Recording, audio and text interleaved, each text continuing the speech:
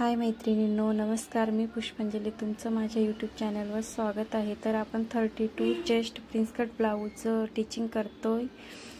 तर बॅकला बघा हे स्टोन वर्क असल्यामुळं ॲडजस्ट करून आणि गळा हा खूप मोठा होत आहे, म्हणून याप्रमाणे इथं आपण टीप टाकून घेऊया, जेणेकरून आपला गळा हा योग्य प्रकारे येईल. यानंतर आपण वरती अस्तर ठेवून आणि स्टोन वर्कचं जे बॉर्डर आहे त्याच्या कडेकडेने टीप टाकून घेऊया. आणि यासाठी थोडं कष्ट घ्यावं लागते, कारण पूर्ण स्टोन वर्क असल्याने दोरा पण सारखा निघतोय. त्यानंतर आपण बाही तयार करून घेऊया.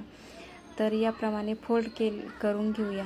फोल्ड करून याला टीप टाकून घेतली. याप्रमाणे टीप टाकून घ्यायची आहे याला.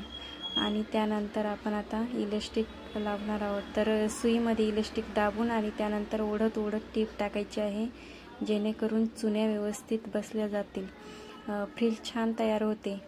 आणि वरती याप्रमाणे चुन्या टाकून घ्यायच्या आहेत, जेणेकरून पफ चांगला येईल. आणि आता आपल्या दोघं स्लूज ह्या तयार करून झालेल्या आहेत. तर आपण आता अटॅच करून घेऊ.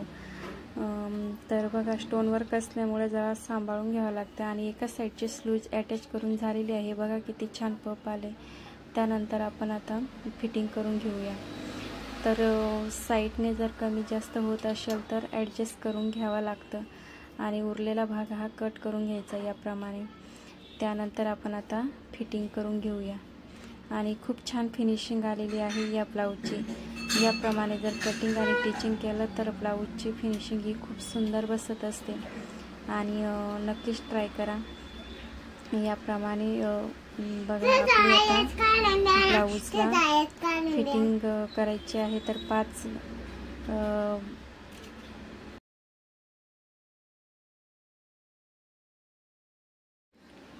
तर आपलं हे ब्लाऊज शिवून झालेलं आहे आणि आता आपली फिटिंगही झालेली आहे.